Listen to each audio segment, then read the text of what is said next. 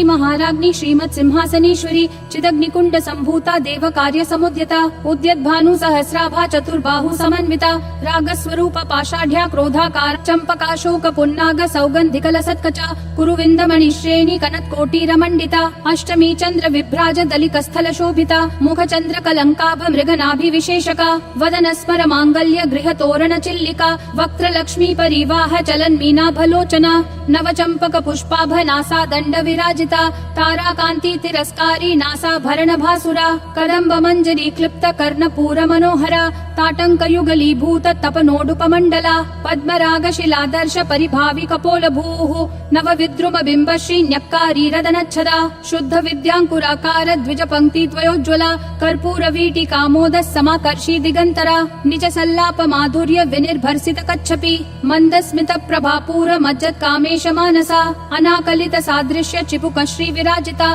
कामेश बद्ध मांगल्य सूत्र शोभित कंधरा कनकांगद केयूर कमनीय भुजान्विता रत्न ग्रैवेय चिंता कलोल मुक्ता फलान्विता कामेश्वर प्रेम रत्न मणि प्रतिपनस्तनी नाभ्या लवाल रोमाली लता फल कुचद्वयी लक्ष रोमलताधार तासमुन्नेय मध्यमा स्तन भार दलन मध्य पट्ट बंधवलित्रया अरुणारुण कौसुंभ वस्त्र भास्वत्कटी तटी रत्न किंकिणिका रम्य रशनादाम भूषिता कामेश ज्ञात सौभाग्य मार्दवोरुद्वयान्विता माणिक्य मुकुटाकार जानुद्वय विराजिता इंद्रगोप परिक्षिप्त स्मरतु नाभजंघिका गूढ़ गुल्फा कर्म पृष्ठ जयिष्णु प्रपदान्विता नखद्दीधिति संचन्न नमज्जन तमो गुणा पदद्वय प्रभाजाल पराकृत सरोरुहा सिंजानमणि मंजीर मंडित श्रीपदाम्बुजा मरालि मंद गमना महालावण्य शेवधिः सर्वारुणानवद्यांगी सर्वाभरण भूषिता शिव कामेश्वरांकस्था शिवा स्वाधीन वल्लभा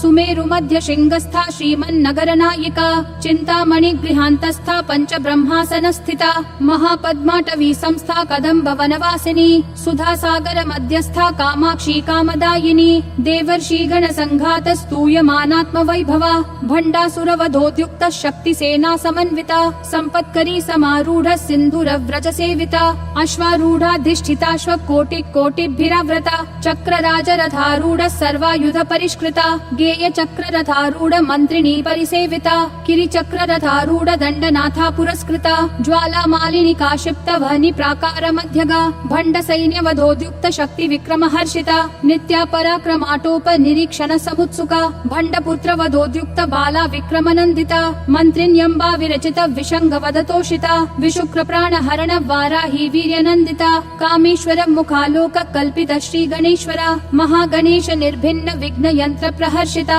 भंडा सुरेंद्र निर्मुक्त शस्त्र प्रत्यस्त्र वर्षिणी करांगुली नखोत्पन्न नारायण दशाकृतिः महापाशुपतास्त्राग्नि निर्दग्धासुर सैनिका कामेश्वरास्त्र निर्दग्ध सभंडासुर शून्यका ब्रह्मोपेन्द्र महेन्द्रादि देव संस्तुत वैभवा हर नेत्राग्नि संदग्ध काम संजीवन औषधिः श्रीमद्वाग्भव कूटैक स्वरूप मुख पंकजा कंठाधक्कटि पर्यंत मध्य कूट स्वरूपिणी शक्ति कूटैकतापन्न कट्य धोभागधारिणी मूल मंत्रात्मिका मूल कूट त्रय कलेबरा कुलामृतैक रसिका कुल संकेत पालिनी कुलांगना कुलांतस्था कौलिनी कुल योगिनी अकुला समयांतस्था समयाचार तत्परा मूलाधारैक निलया ब्रह्म ग्रंथि विभेदिनी मणिपूरांत रुदिता विष्णु ग्रंथि विभेदिनी आज्ञा चक्रांतरालस्था रुद्र ग्रंथि विभेदिनी सहस्राराम्बुजारूढ़ा सुधा साराभिवर्षिणी तडिल्लता समरुचि षट्चक्रोपरि संस्थिता महाशक्ति कुंडलिनी बिसतंतूतनीयसी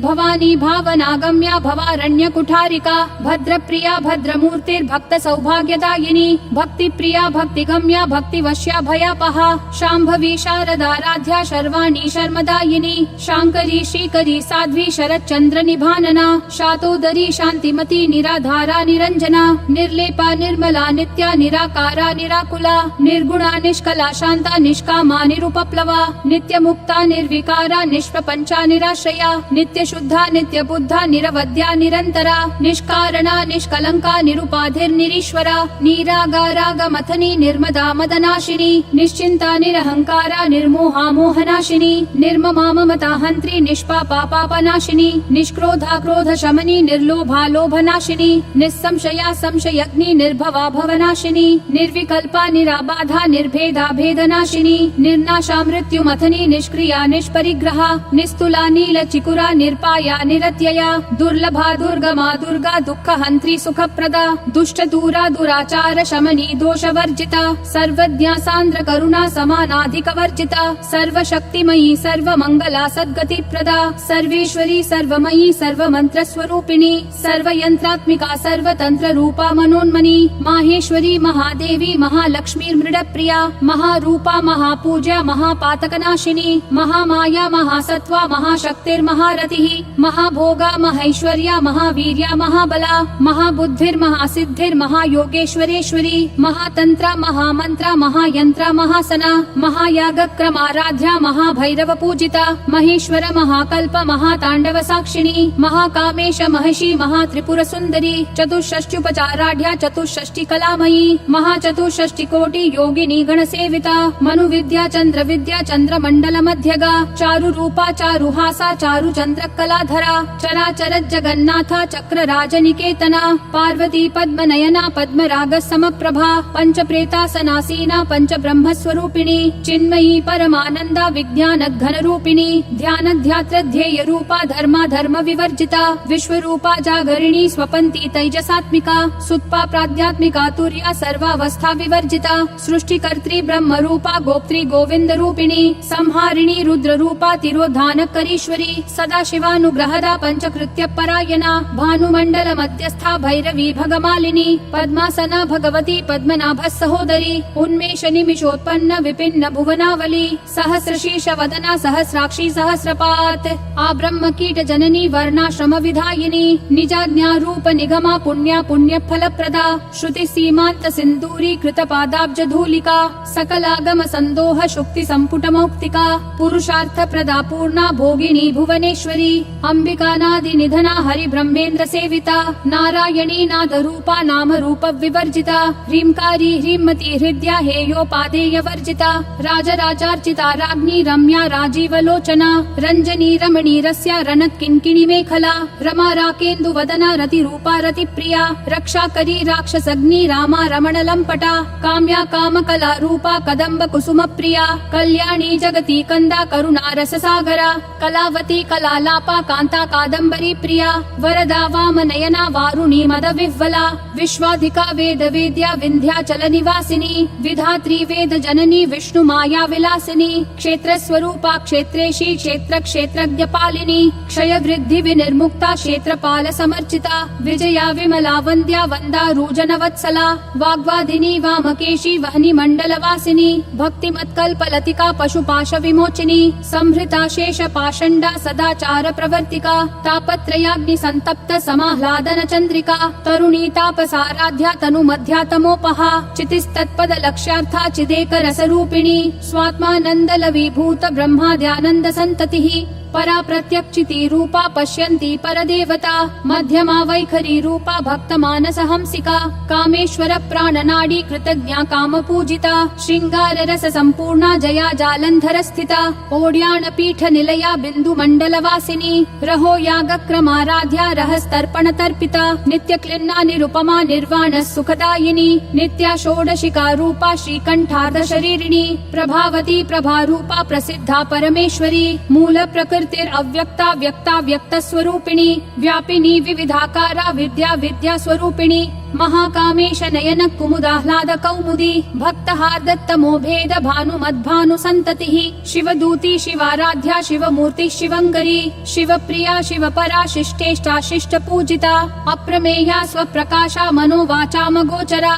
चिच्छक्तिश्चेतना रूपा जड शक्ति जडात्मिका गायत्री व्याहृति संध्या द्विज वृंद निषेविता तत्वासना तत्वमयी पंचकोशांतर स्थिता निस्सीम महिमा नित्य यौवना मदशालिनी मदघूर्णित रक्ताक्षी मदपाटल गंड भूः चन्दनद्रव दिग्धाङ्गी चाम्पेय कुसुम प्रिया कुशला कोमलाकारा कुरुकुल्ला कुलेश्वरी कुलकुण्डालया कौलमार्ग तत्पर सेविता कुमार गणनाथाम्बा तुष्टि पुष्टिर्मतिद्युतिः शान्ति स्वस्तिमती कान्तिर्नन्दिनी विघ्ननाशिनी तेजोवती त्रिनयना लोलाक्षी कामरूपिणी मालिनी हंसिनी माता मलया चलवासिनी सुमुखी नलिनी सुभ्रू शोभना सुरनायिका कालकण्ठी कान्तिमती क्षोभिनी सूक्ष्म रूपिणी वज्रेश्वरी वामदेवी वयोवस्था विवर्जिता सिद्धेश्वरी सिद्ध विद्या सिद्ध माता यशस्विनी विशुद्धि चक्र निलया रक्तवर्णा त्रिलोचना खट्वांगादि प्रहरणा वदनैक समन्विता पायसान्न प्रिया त्वक्स्था पशुलोक भयंकरी अमृतादि महाशक्ति संवृता डाकिनीश्वरी अनाहताब्ज निलया श्यामा भावदनद्वया दंशोज्ज्वाला क्षमालादि धरा रुधिर संस्थिता कालरात्र्यादि शक्त्योधवृता स्निग्धौदन प्रिया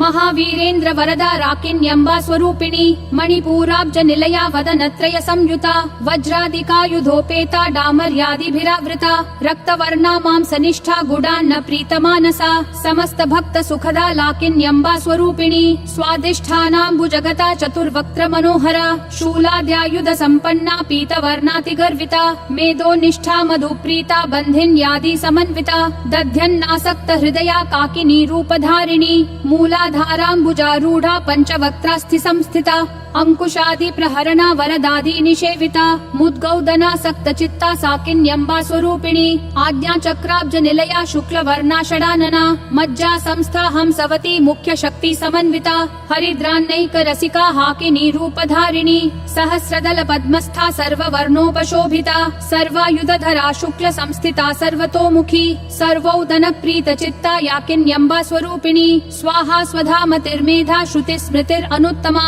पुण्य कीर्ति पुण्य लभ्या पुण्य श्रवण कीर्तना पुलोमजार्चिता बंध मोचनी बर्बरालका विमर्श रूपिणी विद्या वियदादि जगत प्रसूः सर्व व्याधि प्रशमनी सर्व मृत्यु निवारिणी अग्रगण्या चिन्त्य रूपा कलिकल्मषनाशिनी कात्यायनी कालहन्त्री कमलाक्ष निषेविता ताम्बूल पूरित मुखी दाडिमी कुसुम प्रभा मृगाक्षी मोहिनी मुख्या मृडानी मित्र रूपिणी नित्य तृप्ता भक्त निधिर नियंत्री निखिलेश्वरी मैत्र्यादि वासना लभ्या महाप्रलय साक्षिणी पराशक्ति परानिष्ठा प्रज्ञान घन रूपिणी माध्वीपानाल सामत्ता मातृका वर्ण रूपिणी महाकैलास निलया मृणाल मृदुदोर्लता महनीया दया मूर्तिर्महासाम्राज्यशालिनी आत्मविद्या महाविद्या श्री विद्या काम सेविता श्री षोडशाक्षरी विद्या त्रिकूटा काम कोटिका कटाक्ष किंकरी भूत कमला कोटि सेविता शिरस्थिता चंद्र निभा भालस्थेन्द्र धनु प्रभा हृदयस्था रवि प्रख्या त्रिकोणांतर दीपिका दाक्षायणी दैत्यहंत्री दक्ष यज्ञ विनाशिनी दरांदोलित दीर्घाशी दरहासोज्ज्वलन्मुखी गुरुमूर्तिर्गुण निधिर् गोमाता गुह जन्म भूः देवेशी दण्डनीतिस्था दहराकाश रूपिणी प्रतिपन्मुख्य राकांत तिथि मंडल पूजिता कलात्मिका कलानाथा काव्यालाप विनोदिनी सचामर रमावाणी सव्य दक्षिण सेविता आदिशक्तिरमेयात्मा परमा पावना कृतिः अनेक कोटि ब्रह्मांड जननी दिव्य विग्रहा क्लींकारी केवला गुह्या कैवल्य पददायिनी त्रिपुरा त्रिजगद्वन्द्या त्रिमूर्तिस्त्रिदशेश्वरी त्यक्षरी दिव्य गंधाढ्या सिंदूर तिलकांचिता उमा शैलेन्द्र तनया गौरी गंधर्व सेविता विश्वगर्भा स्वर्णगर्भा वरदा वागधीश्वरी ध्यान गम्या परिच्छेद्या ज्ञानदा ज्ञान विग्रहा सर्व वेदांत संवेद्या सत्यानंद स्वरूपिणी लोपा मुद्रार्चिता लीला क्लुप्त ब्रह्मांड मंडला अदृश्यादृश्य रहिता विद्या त्रिवेद्य वर्जिता योगिनी योगदा योग्या योगानंदा युगंधरा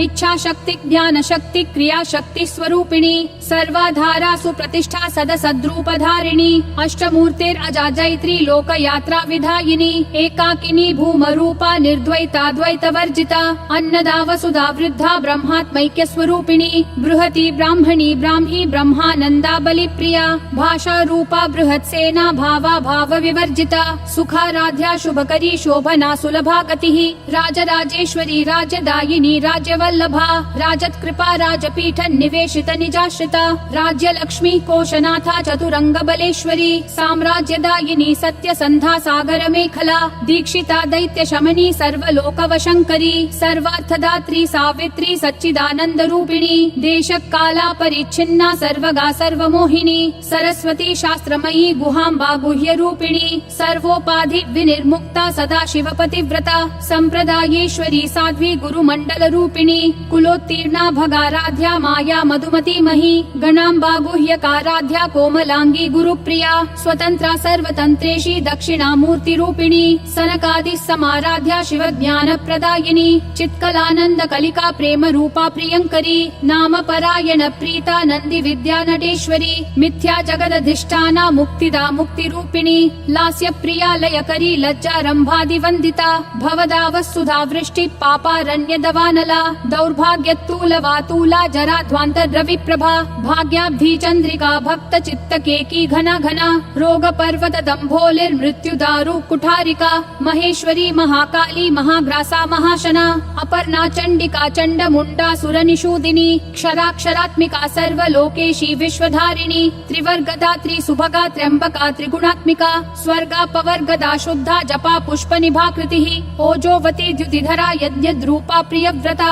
दुराराध्या दुराधर्षा पाटली कुसुम प्रिया महती मेरु निलया मंदार कुसुम प्रिया वीराराध्या विराट रूपा विरजा विश्वतोमुखी प्रत्यग्रूपा पराकाशा प्राणदा प्राण रूपिणी मार्तंड भैरवाराध्या मंत्रिणी न्यस्तराज्यधूः त्रिपुरेशी जयत्सेना निस्त्रैगुण्या परापरा सत्य ज्ञानानंद रूपा सामरस्य परायणा कपर्दिनी कलामाला कामधुक् काम रूपिणी कलानिधि काव्य कला रसज्ञा रसशेवधिः पुष्टा पुरातना पूज्या पुष्करा पुष्करेक्षणा परंज्योति परंधाम परमाणु परात्परा पाशहस्ता पाशहंत्री परमंत्र विभेदिनी मूर्ता मूर्ता नित्य तृप्ता मुनिमानस हंसिका सत्यव्रता सत्यरूपा सर्वांतर्यामिनी सती ब्रह्माणी ब्रह्म जननी बहुरूपा बुधार्चिता प्रसवित्री प्रचंडाज्ञा प्रतिष्ठा प्रकटाकृतिः प्राणेश्वरी प्राणदात्री पंचाशत् पीठ रूपिणी विशंखला विविक्तस्था वीरमाता वियत्प्रसूः मुकुंदा मुक्ति निलया मूल विग्रह रूपिणी भावज्ञा भव रोगग्नि भव चक्र प्रवर्तिनी छंदस्सारा शास्त्रसारा मंत्रसारा तलोदरी उदार कीर्तिर उद्दाम वैभवा वर्ण रूपिणी जन्म मृत्यु जरा तप्त जन विश्रांतिदायिनी सर्वोपनिषद उद्घुष्टा शांत्यतीत कलात्मिका गंभीरा गगनांतस्था गर्विता गान लोलुपा कल्पना रहिता काष्ठा कांता कांतार्ध विग्रहा कार्य कारण निर्मुक्ता कामकेली तरंगिता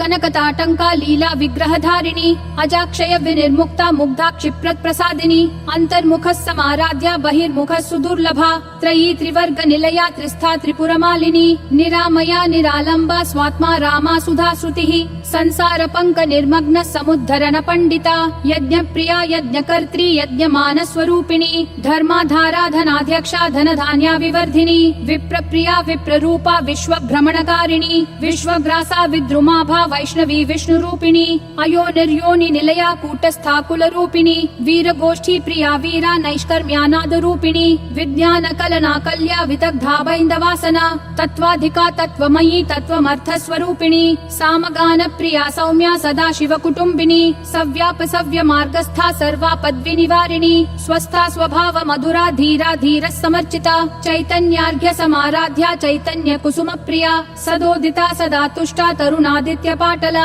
दक्षिणा दक्षिणाराध्या दरस्मेर मुखाम्बुजा कौलिनी केवलानर्घ्य कैवल्य पददायिनी स्तोत्र प्रिया स्तुतिमती श्रुति संस्तुत वैभवा मनस्विनी मानवती महेशी मंगलाकृतिः विश्वमाता जगद्धात्री विशालाक्षी विरागिणी प्रगल्भा परमोदारा परामोदा मनोमयी व्योमकेशी विमानस्था वज्रिणी वामकेश्वरी पंचयज्ञ प्रिया पंच प्रेत मंचाधिशायिनी पंचमी पंचभूतेशी पंच संख्योपचारिणी शाश्वती शाश्वतैश्वर्या शर्मदा शंभु मोहिनी धराधर सुता धन्या धर्मिणी धर्मवर्धिनी लोकातीता गुणातीता सर्वातीता शमात्मिका बंधूक कुसुम प्रख्या बाला लीला विनोदिनी सुमंगली सुखकरी सुवेशाढ्या सुवासिनी वासिनी सुवासिन्यर्चन प्रीता शोभना शुद्ध मानसा बिंदु तर्पण संतुष्टा पूर्वजा त्रिपुराम्बिका दशमुद्रा समाराध्या त्रिपुरा श्रीवशंकरी ज्ञान मुद्रा ज्ञान गम्या ज्ञान ज्ञेय स्वरूपिणी योनि मुद्रा त्रिखंडेशी त्रिगुणाम्बा त्रिकोणगा